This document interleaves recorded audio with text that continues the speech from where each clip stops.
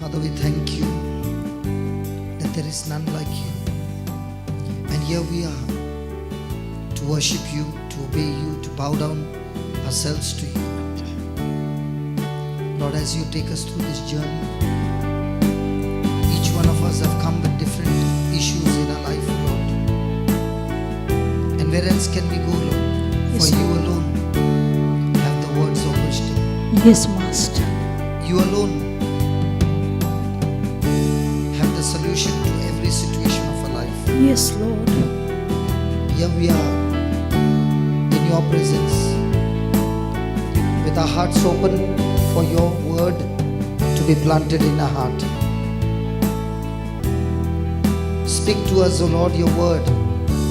Reveal to us, O Lord, the truths that we need to know, so that through these truths not only our lives will be changed, but we in turn shall be blessing in the lives of others. We thank you and we praise you in Jesus' name. Amen. Please be seated. Praise God. Welcome every one of you. Praise God. Can we read this scripture? Psalm 68 verse 6. Can we all read it together? God setteth the solitary in families. He bringeth out those which are bound with chains, but the rebellious dwell in a dry land. Praise God. It's correct. Praise God. This scripture was given to me when I was on a journey. When I met the Lord, might be about 14 years back. And all of a sudden I remembered this scripture and I said, I got to share this tonight. Praise God. God setteth the solitary. Solitary is a person who is lonely, a person who is weak, a person who is like a depressed person. Praise God. And the Bible says God has set such lonely, weak people in families, and through these people, He brings out those that are bound with chain.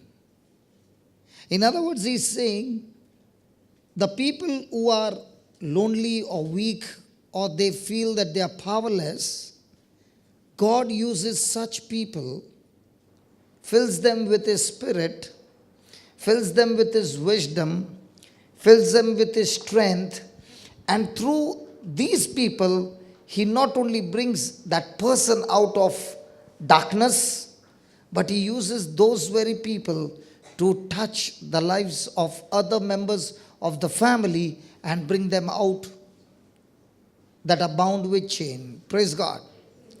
When I looked into my life, I found the same happen in my life. That I was a black sheep, a person who was always on the wrong side.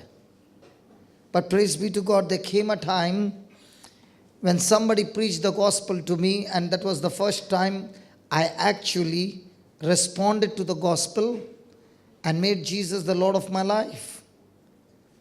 So the Lord began to fill His strength in me. He began to teach me how I need to renew my mind, and that brought a transformation in my life. The very person who was on the wrong side, now receiving the life of God through the Holy Spirit, through His Word, praise God, brought a change in my life. And now I not only got blessed, but I became a blessing in the family. Praise God. So the Lord, and as some of you know, that I come from industry which deals with diamond tools. So when I was studying this scripture, the Lord began to teach me using my industry. As you know, the diamond is the hardest substance on this planet Earth. Is it right? It has the power to cut through anything and everything. And the Lord began to tell me, son, you are the diamond that I have set in your family. Have you ever seen a diamond ring? Hello? You will find that the diamond is actually set by the jeweler. There is a cavity, and in that cavity, the size of the cavity and the size of the diamond is so perfect that it is set there with some hooks on the side so that the diamond does not come out, and that ring becomes so precious and it begins to shine and all those things, right? In the same way, God began to tell me that, my son, you are the one whom I've chosen and I have set you in the family. And he began to ask me, where are diamonds found? I said, deep down into the earth, very, very deep. And this diamond, which is so deep, cannot be seen on the outside. It's covered with earth. And the person who is in the diamond mines, they have to dig tons and tons of soil to get this diamond. Praise God. Hallelujah. Can you see that? Can you see that? That's a diamond mine. And it's kilometers in diameter. Okay? So you can imagine the amount of earth that has been dug to find those diamonds. And that's exactly what God is saying to you. You might be in the deepest pit, and you might be in that pit, and you might be saying, there is no future for me. But God is saying, listen, child, I'm the one who created the diamonds, and I'm the one who created you. Nobody has ever seen those diamonds that are so deep, and when it is so deep down, it's under so much of pressure, with so much of heat. But there comes a time when it is dug out, praise God, that diamond is so valuable. Is it right? Come on, is it right? And that same God is saying to you, might be you are in the family, the most useless one, the most on the negative side and all those things. God says, I'm not yet given up on you. I am the God who works in you, and I am the one who has not forgotten you. My eyes are fixed on you, and I'm going to send somebody to dig you out of that pit and bring you out of that pit. Praise God. Hallelujah. 33 years of my life, I was I was deep down in a pit, lost, only in darkness, under pressure and all those things. There came a time when somebody dug me out by preaching the gospel of Christ. Praise God. Hallelujah. So when you see this rough diamond, it has got no shape. It looks like, in Hindi you say khadi sakar. I don't know what they say in English. Huh? Sugar? Sugar candy. Okay, sugar candy. Have you seen a sugar candy? It looks just like that. Opaque. You can't see. It's not transparent. It's opaque. Praise God. And it is shapeless. The value of the diamond comes when it is given a shape, when it is polished, when there are particular facets, when there is purity and the color. Praise God. When all these are taken into account, it brings the value to the diamond. So the Lord began to tell me, see, listen, you are the diamond in my hand, but I have to work on this diamond because I want to make this diamond priceless. I want it to be so precious that when the light shines, everyone should be attracted to this diamond. Praise God. So the first thing he began to work into me is the person. Can you see that person with a pen and a marker? Can you see that? The first thing he does is he begins to plan, taking the diamond in his hand, that which portion of the diamond has to be chipped off so that I can get the maximum weight, I can get the maximum size. And if there are purity, the first thing I have to get that purity out. If there are black spots on the edge, then I have to get those black spots out, because one black spot on a diamond can reduce its value to beyond your imagination. Praise God. A carat of diamond can even cost $1,000, and a carat of diamond can cost in crores. It's all depending on the shine, the color, the shape, and all those things. Praise God. So the Lord said, the first thing I have to deal with you is those areas of your life where you have been in sin. I want to mark those areas. And how did he begin to mark those areas? By the preaching of the gospel, by somebody proclaiming the word and showing what is sin, and what is right in the eyes of God is right in the eyes of God. Hallelujah. Now, how does the person deal with this? He sticks that diamond on a glue. If you see that vertical bar, he sticks that diamond on that with a cement or a glue so that it is stationary, it cannot move.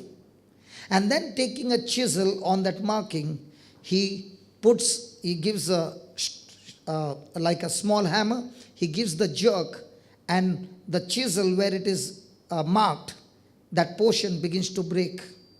Now, if you are the diamond and a chisel is put on you, is it going to be easy or is it going to be hurting? Come on. And that's exactly what happens in our life. God begins to deal with each one of us in those areas which is displeasing to God. And those impurities in your life is actually destroying the future that God has for your life. Praise God. Hallelujah. Thank you, Jesus. Thank you, Jesus. Might be you are a person who is all the time impatient. Might be a person who is all the time jealous. Might be you are a person who is all the time selfish. Might be a person all the time in lust. So God has to deal with those people. Might be a person you are so sensitive that you get irritated quickly. God has to deal with such areas. How many of you have come across that you get irritated quickly and you open your mouth when you are irritated? By opening your mouth, has it solved your problems? Come on. By opening your mouth again and again and again, has it solved your problems? I was in Australia, and this particular person wanted a husband to come for the retreat. So she would keep on saying to the husband, see that you come, take some leave and come, do this and do that. And the husband was really, really getting irritated. So I said, listen, why are you chasing him? So she said, if I don't tell him, then who is going to tell him? I said, listen, God has given you the Holy Ghost. Why don't you talk to him and let him deal with your husband?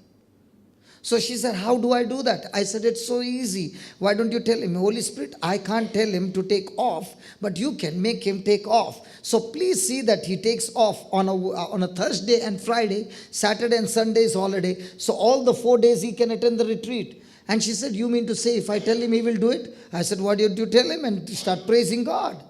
So she started saying to the Lord, Lord, I thank you, Holy Spirit, that you are talking to him, and right now you spoke to him, and he has gone and asked for leave on a Thursday and Friday. Saturday and Sunday is off, and all the 4 days is for the retreat.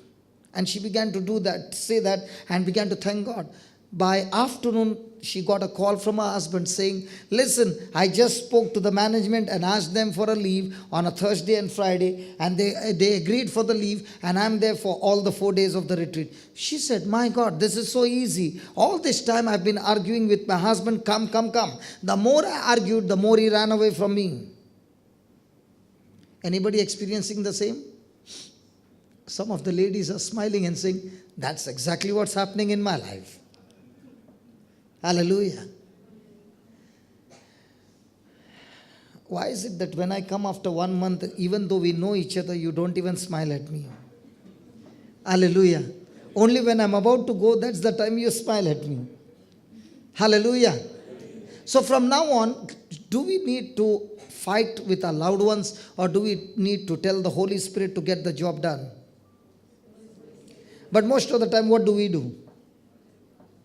Come on. We tell the Holy Spirit, you can take a holiday today. Let me go and get the job done. Hallelujah. Thank you, Jesus. So, are we ready to go through this process where God wants to deal in those areas? Have you noticed there are some areas of our life that we keep falling again and again and again? Come on.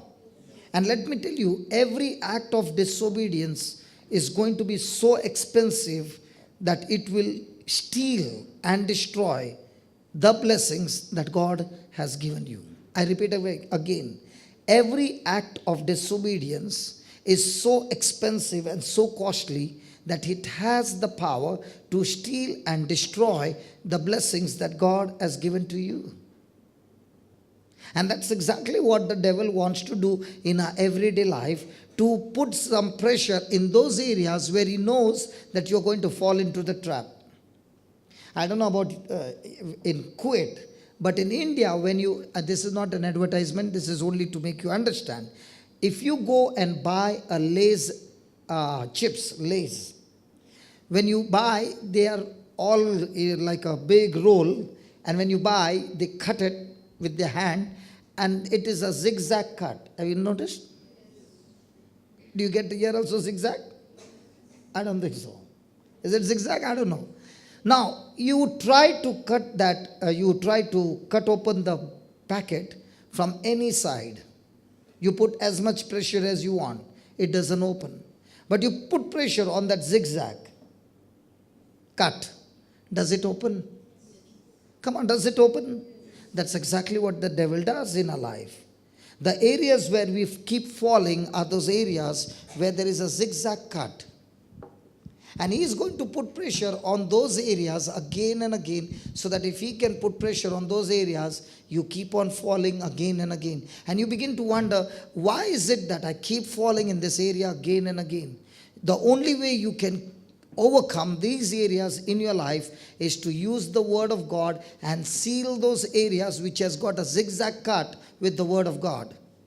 The more and more you feed on the word of God in that particular area of your life, and you keep on feeding and you begin to make it as a stronghold in your mind, and that word comes out of your mouth continuously, you have built a wall. Now the enemy can't put pressure in that area. You will be finding, like, when I was in Dubai and I shared, sometimes when there is a quarrel between a husband and wife, there is something called as a cold war. They won't talk for 1 month.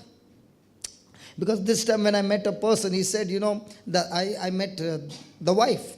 And I said, how's your life? She said, the best part that has happened in our life is when we used to fight before, by the time the argument is over, we would not talk to each other for minimum 1 month. We would stay in the same roof but not talk to each other for 1 month.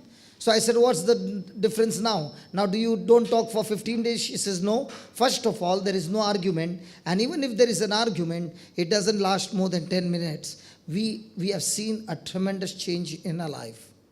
So when I said about a woman who does not talk to her husband for 1 month, the other lady began to smile and said, that's impossible. How can two people stay in the house and not talk to each other? I said, okay, let me ask you a question. That, do you feel like robbing a bank? She said, no. I said, why don't you feel like robbing a bank? Because you have never been attacked by a spirit of theft. But what about the person who has been attacked by the spirit of theft? You put him in the prison. Even in the prison, he's wondering, when I come out, which bank I should go and rob. Are you understanding? So the very area where you have been afflicted before, those are the areas that the enemy is going to put pressure on you again and again, because he knows that's the place where he can get access to enter your life, and once he gets access into your life, he has legal right to rob your goods. Praise God. So are we all going to go through the chisel process? Yes. Is it going to be painful? Yes. But is it going to be a profitable process? Yes. So that is why it's very good for us to be quick to submit to God's word and say to God, I'm ready to do what your word says, because the more the delay, the more the expensive it is, and the more the destruction it is. Praise God. Now, when this diamond is opaque, you cannot see through, and that's why you cannot plan which way it has to be polished, because it's shapeless. It has to be given a shape where it can give you the maximum weight. So, what does this person do? He polishes. Can you see that round disc? That rotates at about 4,800 RPM. And the diamond is stationary. So you can imagine the generation of heat. In everybody's life, there will be some people that God has specially put that produces heat in your life because of their friction. Never put anybody? Hello? And that person is specially put for a reason. There is a purpose, because God wants to polish you. And only those diamonds who make a decision to remain on the disc without grumbling, without complaining, without murmuring, but holding on to their peace are the ones who are getting polished. And the more you get polished, praise be to God, the light is shining in your life.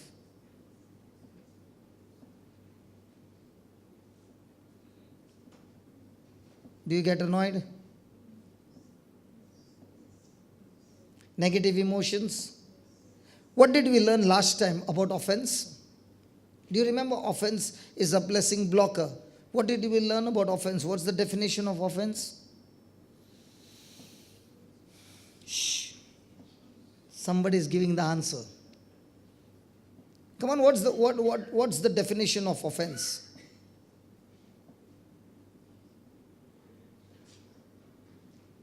Okay, offense means, yeah, tell me, Nisha.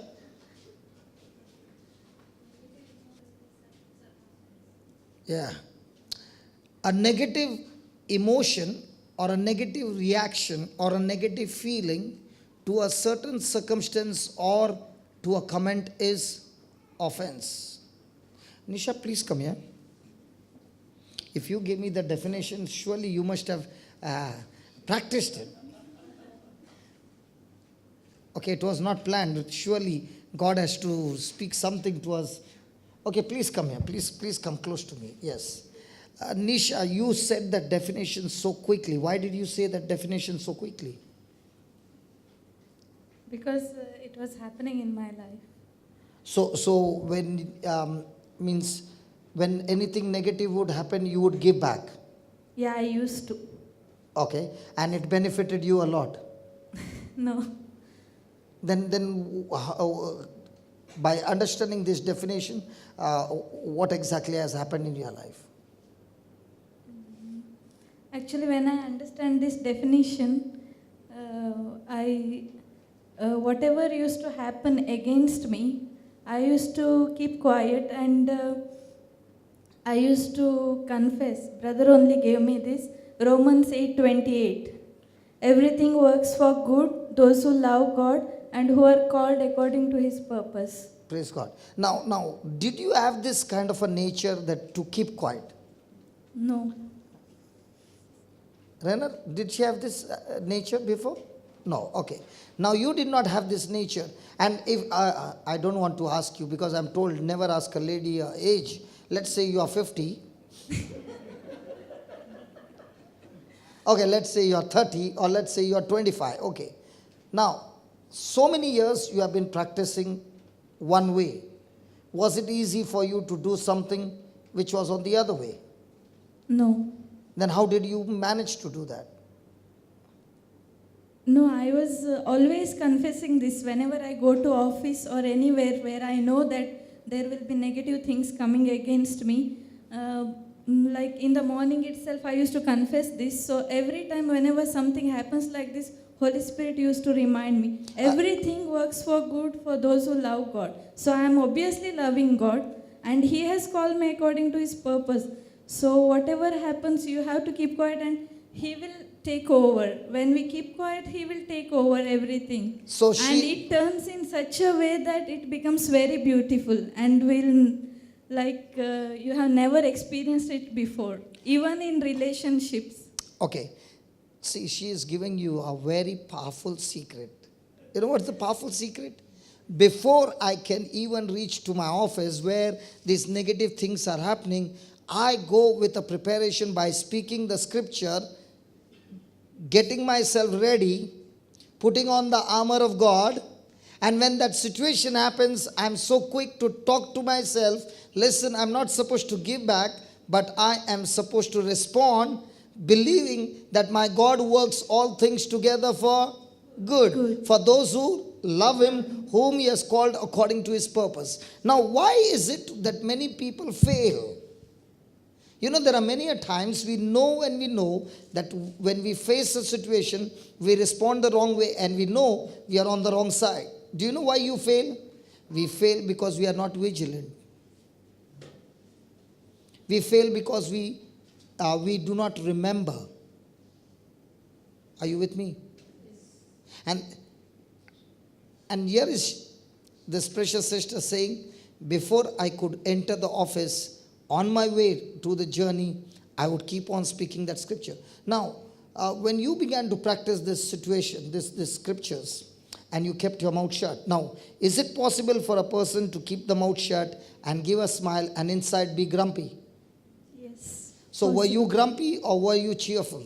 No, I was cheerful and I was blessing the person whoever coming against me. Now, in the beginning, you were also, there was a time when you were quiet, Yes. did not give back, Yes. but at that time you were grumpy. Yes, I was crying. So you were crying. You did not open your mouth, you were crying. But why is it that this time you are not crying and you are not grumpy and you are able to be cheerful and bless that person? How come this difference took place? Because even in my dreams, if anybody asks now, that it comes to my mind that everything works for good, whatever it is. Did you get the formula? Everything works for good for me. Now, listen, what is the formula? The formula is that she has taken the scripture and spoken to herself so many times, that now, even in a dream, that scripture has become flesh in her. That scripture has become alive. That scripture is talking to her. Even when something opposite comes, quickly that scripture talks to her. It means what? The Spirit of God reminding her. Are you with me? So, as Jesus said, the scripture is a seed, and this seed, when it is planted in the heart, this seed has not only sprouted, this seed has started to grow so much that it has also matured and it is already bringing fruit. Now tell us one thing, when you went through this process of not giving back, operating in love and blessing that person, how long did it take for your situation to change? First question, did the situation change? And if it changed, how did it take place? Yes, it changed. Okay. Actually, some situation comes for me because I had to travel due to my work. And sometime I used to go to some places where I don't know. And as of now, I'm not driving. So every time it used to come to my mind that how will I go to that place? So one day... So you don't even have the address of it? Yeah, I don't even have the address of it and I have to go there. It's like everything becomes urgent when any work comes to me. Okay. So always your husband, who is so loving, compassionate, merciful, graceful, kind, gentle, full of faith and patience, he's always there to take you around. Yes. No, but only in the mornings, like if I go directly there. Okay. Otherwise, I have to manage myself. Okay, then how did you manage? No, actually, that day what happened, my manager came and told that you have to go.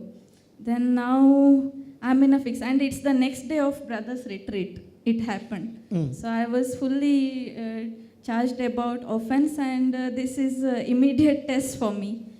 So then what I will do then, I was just keeping quiet and after some time, Holy Spirit told me go and talk to one lady. She is also manager.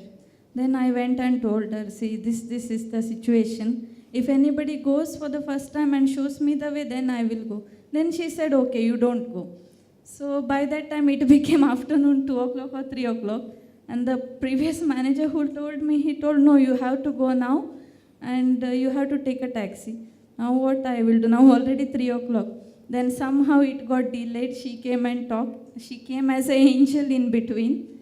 And she spoke. Then next day, anyway, I managed to go myself. No, what happened is there was another colleague of mine. I never thought that it would happen. He changed his plan and he told, you come to so and so place. From there, I will take you that place and I will show you that place in the night at 12 o'clock. He messaged me. Your colleague. Yes, one of my colleague.